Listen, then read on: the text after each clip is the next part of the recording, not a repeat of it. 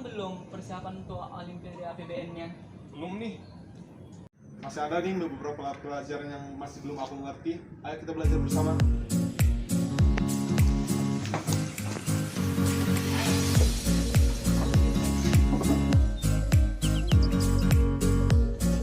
Ini nih, aku ngerti materi tentang indeks KPJM dan indeks output. Kamu ngerti nggak? Materi apa tadi? Oh, yang ini. Aku nggak ngerti sih sebenarnya. Kita kan punya abang tingkat di D3 KBN STAN. Oh iya, bahkan Oh iya ya. Coba aku cek dulu atau ada kontak sama.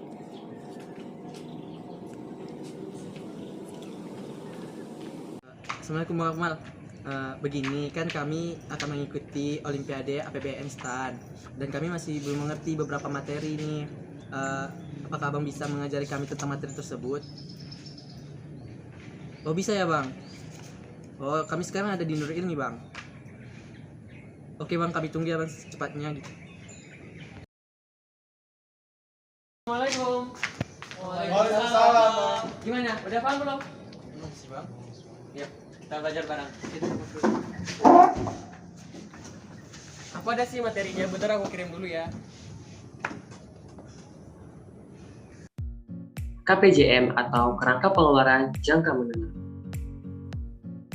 KPJM merupakan proses penyusunan anggaran yang dilakukan dengan memperhitungkan kebutuhan anggaran dengan perspektif atau waktu lebih dari 1 tahun dengan mempertimbangkan implikasi biaya dari pelaksanaan kebijakan yang dimaksud pada tahun-tahun berikutnya. Alokasi untuk tahun-tahun berikutnya merupakan perhitungan anggaran untuk telah direncanakan, yaitu T tambah 1 ditambah perkiraan maju atau forward estimate 3 tahun ke depan, yaitu T plus 2, T plus 3, dan T plus 4. KPJM disusun berdasarkan pagu anggaran atau alokasi anggaran L yang diindeks dengan inflasi, akres, dan cost. Untuk menghasilkan pagu atau anggaran pada DIPA, kita ada 3 mekanisme penyusunan pagu, yaitu penyusunan pagu indikatif, pagu anggaran KL, dan alokasi anggaran KL. Maka, untuk KPJM disusun berdasarkan pagu anggaran KL dan alokasi anggaran KL. Alokasi anggaran pada tahun T plus 2 dilakukan dengan memperhitungkan target volume, output pada tahun T plus 1, target tahun T plus 2, dan jumlah anggaran pada tahun T plus 1 ditambah dengan inflasi. RP T plus 2 sama dengan 1 ditambah inflasi dikali target T plus 2 dibagi target T plus 1 dikali RP pada tahun T plus 1. Huruf ini merupakan dasar dari atau konsep dasar dari KPJM ini. Kemudian, ada 3 komponen yang sangat penting dalam perhitungan indeks KPJM dan indeks output. Yang pertama, komponennya berlanjut atau tidak. Komponen berlanjut. Untuk output dengan klasifikasi berhenti, maka seluruh komponen pada output tersebut juga mempunyai status berhenti. Untuk output dengan klasifikasi berlanjut, maka komponen pada output tersebut dapat mempunyai status berlanjut atau berhenti. Yang kedua, indeks KPJM pada komponen. Indeks KPJM merupakan nama lain dari parameter ekonomi yang berupa inflasi. Tidak semua komponen terpengaruh dengan inflasi. Contohnya, komponen terkait dengan honor dan sejenisnya. Yang ketiga, ada indeks output pada komponen. Penentuan indeks output dilakukan oleh unit eselon 1, yaitu pada tahun sebelum 2017 ya, oleh Satker, dengan mengidentifikasi apakah komponen yang bersangkutan terpengaruh oleh volume output atau tidak. Nanti pilihannya ada ya atau tidak. Apabila indeks output pada suatu komponen berisi ya, maka perhitungan alokasi anggaran T plus 2 untuk komponen bersangkutan yaitu volume output tahun T plus 2 dibagi volume output tahun T plus 1 dikali anggaran tahun T plus 1. Agar lebih mengerti, ayo kita langsung praktik. Jadi ini merupakan sebuah contoh KPJM yang dimana kita akan menentukan jumlah, yaitu pada tahun 2023, tahun 2024, dan tahun 2025. Saya akan kenalkan dulu ya bagian-bagian dari KPJM ini. Yang pertama di sini ada tertulis kode. Di sini ada kegiatan, output, dan komponen. Sedangkan di sini ada uraian kegiatan, output, atau komponen. Rencana KPN 2022 ini yang telah diketahui dari soal ini.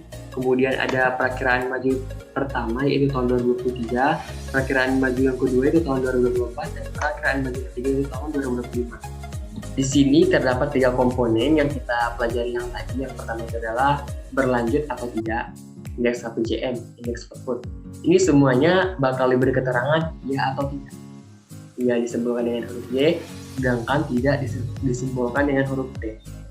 Di sini ada volume dan satuan, juga jumlah tahun yang diketahui atau tahun RAPBN 2022.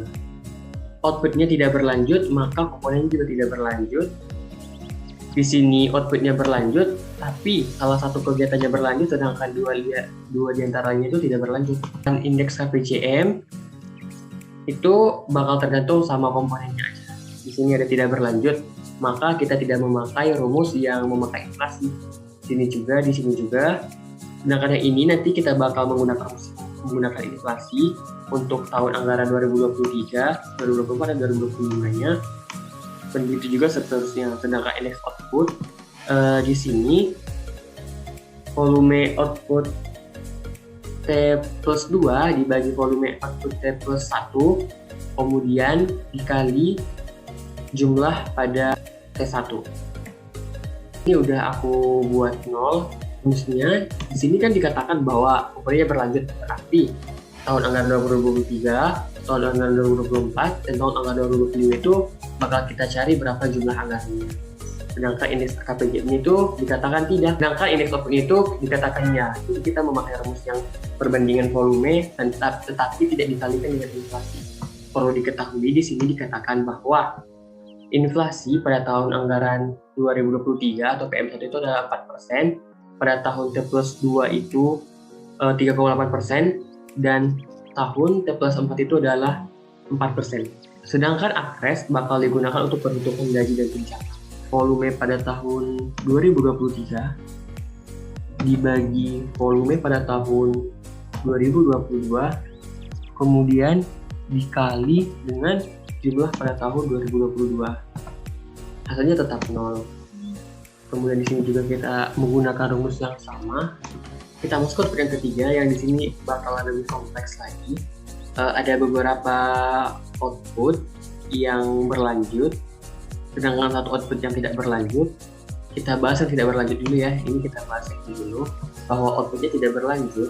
Tentu dia memiliki indeks KPJM ya dan indeks output iya ataupun tidak, maka di sini bakal kita tulis 0 karena itu tidak berlanjut, yang artinya anggarannya itu tidak perlu diadakan lagi sampai tahun ke 2025. Sama seperti yang tadi, yaitu volume pada tahun 2023 dibagi volume pada tahun 2022, kemudian dikalikan dengan jumlah pada tahun 2022. Jangan lupa di sini dikatakan ada indeks KPJM, jadi kita harus mengalihkannya dengan 1 ditambah inflasi. Kita ketahui tadi inflasi pada tahun 2022 itu adalah 4%, jadi 1 tambah 0,04. 1,04. Kita kunci dulu rumus volume atau indeks outputnya ini. Barulah kita gunakan ke bawah sampai ini saja. Kenapa? Nah, di sini kan dikatakan bahwa indeks KPJM-nya T dan indeks output-nya T atau tidak. Maka kita hanya perlu membuat rumus atau memindahkan angka pada tahun 2022 dan seterusnya.